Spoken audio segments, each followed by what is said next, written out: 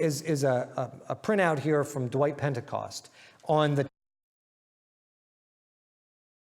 timing of the millennium and why we believe it is where it is. And we looked at the timeline last week, but I thought this would be some good information to reaffirm it.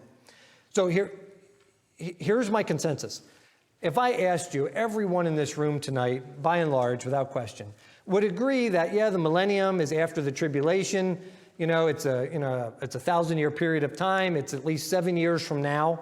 If the rapture happened tonight, it would be 7 years from now. That's when it is. That's what we've been taught. That's what we believe.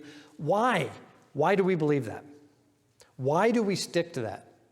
Because there's a lot of books out there today, folks. There's a lot of books. There's a lot of information. There's a lot of Bible teachers out there today that are starting to veer away from that topic or from that stance. They believe in a more amillennial view. They believe maybe the millennium is not a literal time period, but something that the church is doing, and we're living in the millennium, and different theories of this stuff, and it's taken to different extremes. So why do we believe that? And so I have here,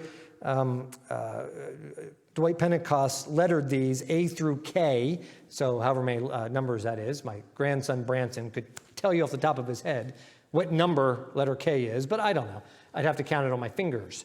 But letter A through K, if you want to write these down, these are some things that Dwight Pentecost said that were some good biblical reasoning as to why we place the millennium after the tribulation, yet to come, literal 1,000 years before the new heaven and the earth. That's the time frame that we're looking at. I'm going to read something that he wrote, and then we'll start on his list real quick.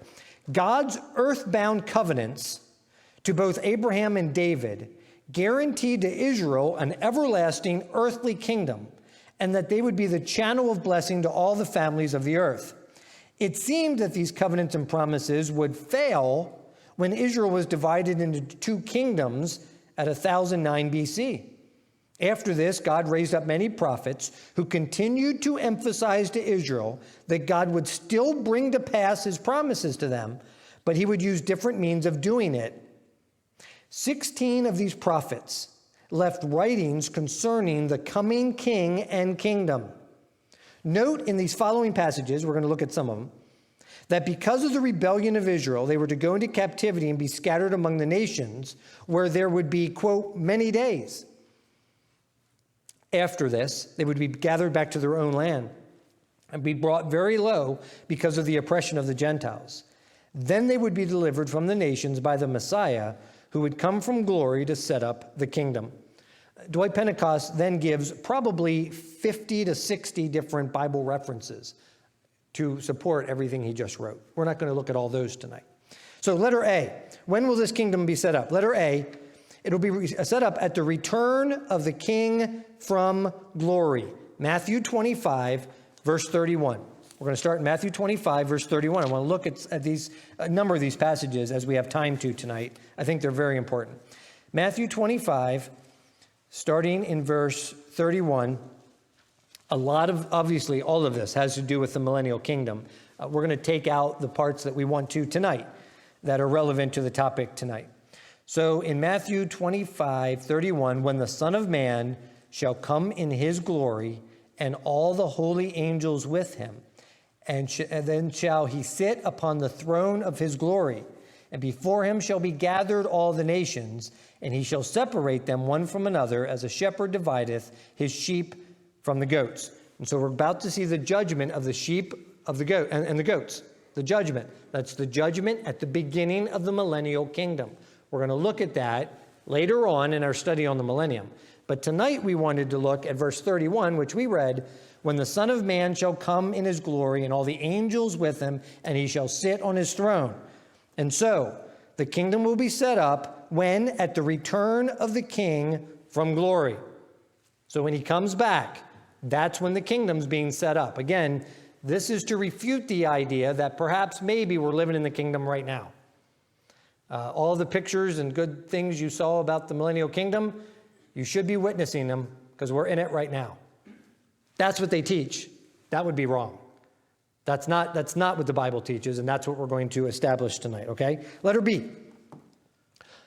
The millennial kingdom will be set up, letter B, after the church is raptured. 1 Corinthians chapter 15. 1 Corinthians chapter 15.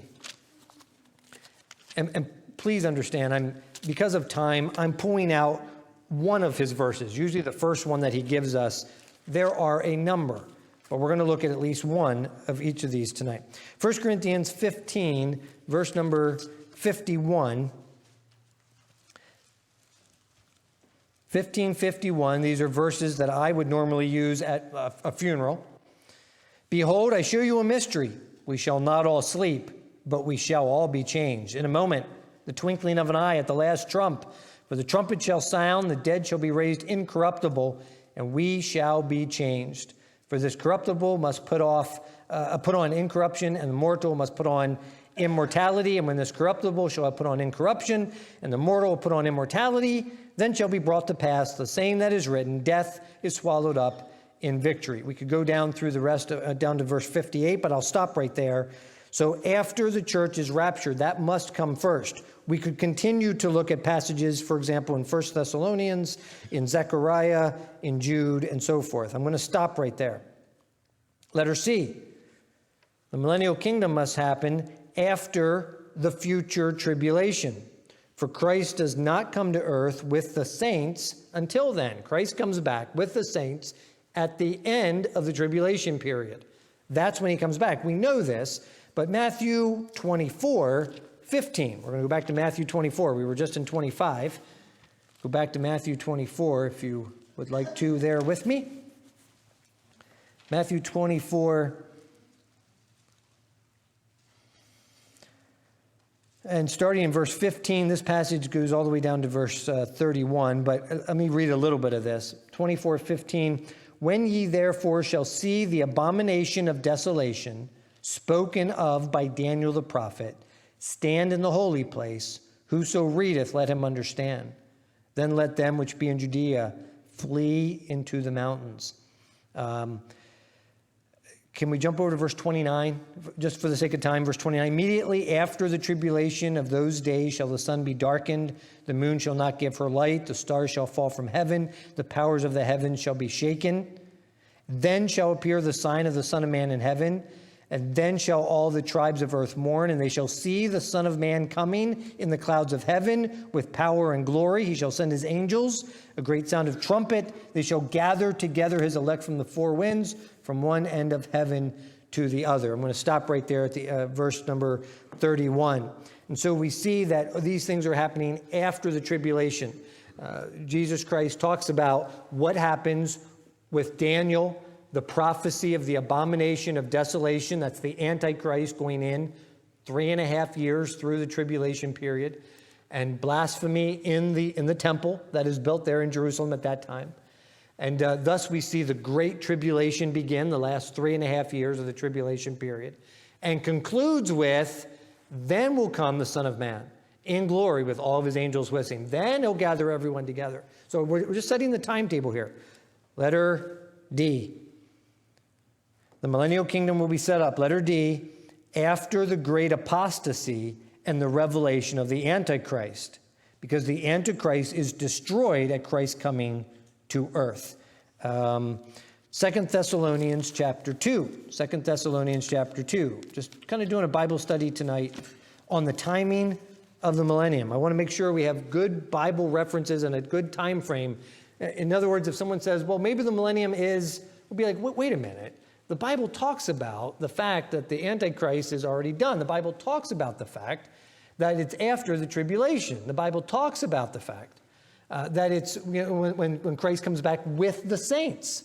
So if he's coming back with the saints, they had to have been raptured already. Things like this, we need to have some good Bible reference and answers as to why we believe what we believe. Okay, back to the reference here. 2 Thessalonians 2, starting in verse 1. Now we beseech you, brethren, by the coming of our Lord Jesus Christ, and by our gathering together unto him, that ye be not soon shaken in mind, or be troubled, neither by spirit, or by word, or by letter from us, that the day of Christ is at hand. Let no man deceive you by any means, for that day shall not come, except there come a falling away first, and that man of sin be revealed, the son of perdition. I'm going to, again, stop in verse number 3 as we've got the context of the passage.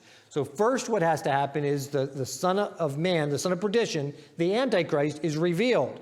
He's revealed and defeated by Jesus Christ. And so the millennium cannot happen till after that happens. That's after the tribulation period. Letter E. The millennial kingdom will come at the time the Antichrist is destroyed and Satan is bound for a literal 1,000 years. That's in Revelation 19. Don't turn to that one. We read that last week, a pretty extensive reading in Revelation 19. That's the key chapter that we started with last week. Revelation 19 talks about the fact that Satan is bound for a 1,000-year period of time, and then he'll be loosed for a little season, the Bible says. Letter F. The millennium will begin, letter F, after the first resurrection, for the saints will reign with Christ for 1,000 years. Let's look at this one, Revelation 5.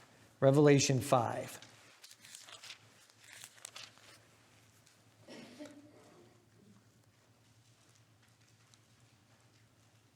Revelation 5, 9 and 10. John is seeing the vision of the throne. He's seeing the vision. Who's going to open the book? And he's moved emotionally by that. As we come down to chapter 5, verse 9 and 10, they sung a new song, saying, "Thou art worthy to take the book and to open the seals thereof, for thou wast slain and hast redeemed us to God by thy blood out of every kindred and tongue and people and nation." Notice verse 10, "and has made us unto our God kings and priests, and we shall reign on the earth." Right? Here's a vision of the throne of God as John is seeing things yet to come, those things that he was given on the Isle of Patmos to write down, a vision of things to come. And as he's looking at this, and Jesus Christ is the one who is worthy to open the book, those who are singing his praises, the saints standing there singing his praises, said, "You are giving us the opportunity to reign with you, not here in heaven, no, back on earth." There's a time period for this on earth, 1,000-year literal millennial reign. Letter G. It will be at the time Ezekiel's temple is built. The reign of Christ will be set up in Jerusalem in Ezekiel's temple. That's in Ezekiel 43:7. If you want to turn there, we're going to read that. "Therefore, the kingdom cannot be set up in the temple until it is built." So Ezekiel 43:7, going back to the Old Testament. If you want to just listen, that's fine. I'm turning to these quickly for the sake of time here tonight. Ezekiel 43 and verse number 7.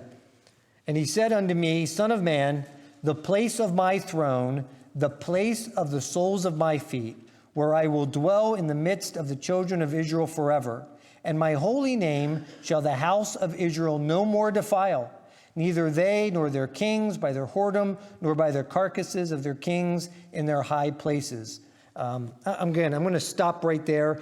In my Bible, again, this is a newer Bible that I'm using. It puts the red letters every time God or Jesus speaks. And starting in verse number 7, this entire chapter is in red. And so God is speaking to the prophet Ezekiel and to the nation of Israel and telling them of things to come. The entire chapter of chapter 43 is going to be mentioned numerous times. And this is just one of them that talks about the fact God will rule and reign. There will be universal worship. There will be a temple in Jerusalem. And here in this particular, Dwight Pentecost refers to it as Ezekiel's temple. It's talked about in the book of Ezekiel. All right, letter H. Letter H. The millennium will come, letter H, after Israel is gathered back. So they're spread into all the countries of the world. There's going to be a regathering of Israel. Again, these are things we haven't seen yet, right? So if people say, "Oh, the millennium, it might be happening right now." Wait, the Bible talks about the regathering of from all the countries of the nation of Israel. When's that happened? Well, it hasn't happened yet. We haven't seen that yet. There's a time when that's going to happen. Talked about, letter H, in, there's one in Ezekiel. Let's turn there. How about Ezekiel 20? Ezekiel 20. There's so many different verses, and I'm just going to Ezekiel 20 because it's close. Ezekiel 20, starting in verse 33, down through verse 36. As I live, saith the Lord, surely with a mighty hand, with a stretched out arm, with fury poured out, will I rule over you. I will bring you out from the people, will gather you out of the countries wherein ye are scattered, with a mighty hand, with a stretched out arm, with fury poured out. I will bring you into the wilderness of the people. There will I plead with you face to face, like as I pleaded with your fathers in the wilderness of the land of Egypt. So will I plead with you, saith the Lord God. Again, another picture from the Old Testament. This is prophecy yet to come. Just as God gathered the nation of Israel out of the land of Egypt, brought them through the wilderness and into the promised land, He's going to regather the nations, the nation of Israel from the nations of the world in preparation for the millennial kingdom. He's going to regather them. And so we haven't seen that happen yet, obviously. Letter I. The millennial kingdom will happen, letter I, when the Jews are delivered from the armies of the nations, and they become a blessing to all the families of the earth. Here's a reference. Don't turn there. Genesis 12, 1-3. God's promise to Abraham, right? It will be a blessing to all of the nations, all the people. When has that happened? Well, it hasn't happened yet. We haven't seen that necessarily happen yet. In fact, Israel has kind of been kicked around, beat upon, dismissed. They have an uncanny ability, and I put that in quotations, an uncanny ability to overcome big obstacles. And that's because they are God's chosen people. Let's not forget that. But there is a time when they will be a blessing to all the people. That's during the millennial kingdom. Letter I. Letter J. It'll be in the days of the 10 kings of the revised Rome and revised Greece. How about Daniel? I'm still in Ezekiel. Let's go to Daniel chapter 2. Daniel chapter 2 and verse number 40. We're in the middle of the interpretation of the image that Nebuchadnezzar saw. Daniel comes in and interprets it for King Nebuchadnezzar. And we have a lot of prophecy tied into that. Half of which, more than half, has been fulfilled, and some of it yet to come. Some of it's still future prophecy for us. But in Daniel chapter 2, starting verse 40, the fourth kingdom shall be strong as iron, for as much as iron breaketh in pieces and subdueth all things, as iron that breaketh all these shall it break in pieces and bruise. And so verse number 40, the fourth kingdom, the iron, we know is the Roman Empire. From history, it's the Roman Empire. We know that. Every theologian agrees with that. So verse 41, wherein thou sawest the feet and toes, part of potter's clay, part of iron. So it's a revised Roman Empire, 10 kings. We see them mentioned along with the Antichrist, as the Antichrist tries to bring these 10 nations together under his rule to rule and reign the world from there. Verse 41, wherein thou sawest the feet and toes, part of potter's clay, part of iron, kingdom shall be divided. There shall be in it of the strength of iron, for as much as thou sawest iron mixed with miry clay. I'm going to stop right there, but the passage goes on to talk more about that. And so we see this revised Roman Empire coming. It's going to be talked about in the tribulation time. We haven't seen it yet. And so the millennial kingdom will be after that. After that. This hasn't happened yet. If we go on through the passage, you'll see talk about the Antichrist and then Christ coming back. All that is in Daniel chapter number 2. Letter K. The millennial kingdom will be set up after all of Revelation 4-19 is fulfilled. So Revelation chapter 4, the first 3 chapters of Revelation are the letters to the 7 churches. Starting in chapter 4 through chapter 19, we have God talking about the tribulation period. And not only the tribulation period, but things that are going on in heaven simultaneous to that at the same time. And so all the millennium is going to happen after those things come to pass based on everything that we just read. I think I'm going to stop with that. I just wanted to give some good background on that. I thought that was really foundational to understanding the time period of the millennium. Again, listen to me. I understand. You battled traffic. I saw the traffic on Route 15 out here. You battled the traffic. You came here tonight. I'm not trying to waste time or bore you tonight. I think it's really important that we have a really good understanding why we believe what we believe. Because I'm telling you, and this is important even as a side note, for me at TAP Ministries, because we have books come through that we're sending overseas to Bible college students, and I have authors marked on my list that are amillennial. That is a growing list. Their biblical theology is wrong, and we will not send those books, because I don't want us to have some college kid in the Philippines or India or Kenya with wrong theology. I don't want to be responsible for that in my small part of sending them wrong reference books. We're only sending things that are premillennial, that are, in other words, the tribulation and the rapture being premillennial. But we're only sending things that were based on the timeline that you and I would agree with, that the millennial kingdom is coming. It's not already here. We're not living in it. It's not just a spiritual thing. It's not just a church-wide thing. It is a literal 1,000-year reign. I thought those several points pointed out by Dwight Pentecost were crucial, very important. All these things have to come to pass first. We haven't seen these yet. When these things come to pass, then we'll have the millennial kingdom. All right, moving on. I am pushing the clock. I want to make sure I give you, yep, I'm going right to this. The Sermon on the Mount, which begins in Matthew chapter 5, it's Matthew 5, 6, and 7. The Sermon on the Mount talks a lot about rewards. And so turn to Matthew 5 for a minute. I'm kind of going to introduce this and probably get into this much, much more next week. But I want to leave you with something else tonight.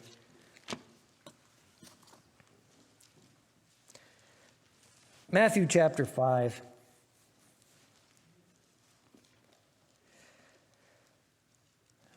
Introduction in verse 1 and 2. Seeing the multitudes, he went up into the mountain. When he was set, his disciples came unto him, and he opened his mouth and taught them. And so here's what we call the Beatitudes. Here's the beginning of the Sermon on the Mount. And a lot of this, you're going to see a theme develop. And we see it right away in verse number 3. Blessed are the poor in spirit, for theirs is what? Kingdom of heaven. When's that? Where's that?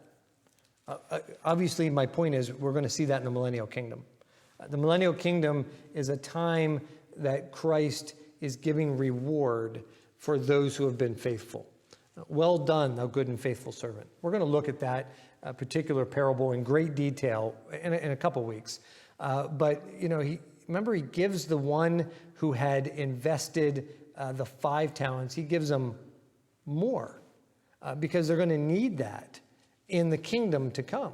There's going to be work to be done, and he rewards them going into the kingdom. And so we want to talk about this kingdom, this earthly kingdom, this millennial kingdom. And it's a time of reward.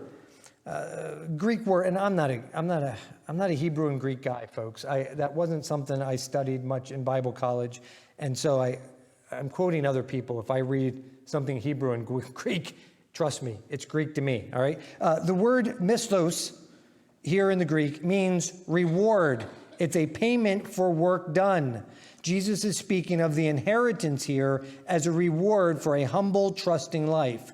There is no indication that all Christians have this quality of life. In fact, it is possible for a Christian to become, look at verse 13. Look at verse 13. We're still in Matthew 5.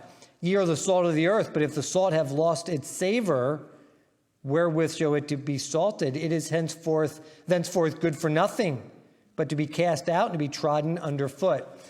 Here's the theme that develops in Matthew 5.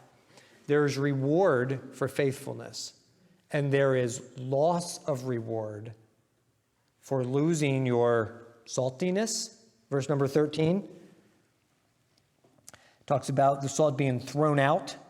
In verse number 13, Christians cannot lose their salvation. We understand that. That is a paramount doctrine that is fully developed in the Word of God. We cannot lose our salvation. There are many denominations here in central Pennsylvania that believe that, and we would strongly disagree. You cannot lose your salvation, but you can lose reward. And I believe that most pastors do not emphasize that. We talk about the virtues of heaven to come, and we gloss right over 1,000-year reign with Christ. when there is an opportunity for reward and or loss of reward. And Matthew chapter 5 and the Sermon on the Mount is going to start to develop that. So thinking about that, Matthew 5, blessed are the poor in, verse 3, blessed are the poor in spirit, theirs is the kingdom of heaven. What's that mean, right? Well, those poor in spirit are the ones that are going to be able to rule and reign. Remember, the last shall be first, and the first shall be last. When do those things happen? I don't see from Scripture that they happen in heaven, but they happen in the millennial kingdom. In the millennial kingdom, there's going to be an opportunity for us to be rewarded for the work done, for the time that we put in, for the faithfulness of what we put in, for doing things in the right manner. In other words, not for earthly reward, but for heavenly reward. Not to get a pat on the back on earth, not to have my name in lights on earth, not to be well known and recognized on earth, but to lay treasure in heaven that I'm rewarded by Christ in heaven. And I'm rewarded at the time of the millennial kingdom. That's the emphasis of my lesson over the next few weeks. That's where we're headed over the next few weeks. I don't think we talk about that enough. I don't think we mention that enough. Again, I'm going to be using this book, originally called The Reign of the Servant Kings, now called Final Destiny, that Pastor Santos gave me. And again, it is thicker than a Webster's dictionary, literally. And it is probably 4.5 inches thick, maybe more. And he develops this just from one end to the other. The fact that we better be prepared for reward and loss of reward. Don't get, again, I mentioned this last week, and I'll conclude with this tonight. We have such a thought of, no tears in heaven. And there won't be. Christ will wipe away our tears in heaven after the millennium. After the millennium. The Bible clearly teaches that. At the end of the millennium, it's after the great white throne judgment. Do you think perhaps we will shed tears at the great white throne judgment? I would think we will. I would think it will be an emotional time when we are moved over those who chose to reject Christ and will pay an eternal damnation of their souls because of that. I think we will be emotional over that. I would hope so. I'm quite certain we will shed tears after the great white throne judgment. New heaven and new earth. You know what Jesus does? He wipes away our tears. He takes them away. Well, we'll get to that. I don't want to get ahead of myself, but I just think we make things so immediate. In other words, we're like, life is tough, and I know many people have very difficult things they're going through in life. Life is tough. We're going to get to heaven. God's going to wipe away our tears. I think he's wiping away our tears for a very specific reason.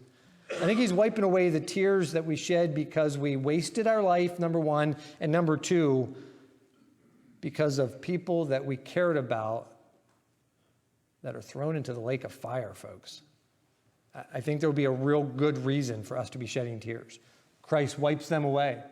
We will not spend eternity in heaven with those regrets, but there is a time of those regrets, and I think we're going to find that in the millennial kingdom. It's a time of reward. It's a time of loss of reward, and we better be prepared for that. That's the emphasis of where I'm going. I wanted to set the introduction for that. I will emphasize that next week as we have our time together. I brought about another 8 or 9 pages of notes that I haven't even gotten to tonight, so I'm ready for next week. We'll back and look at tonight.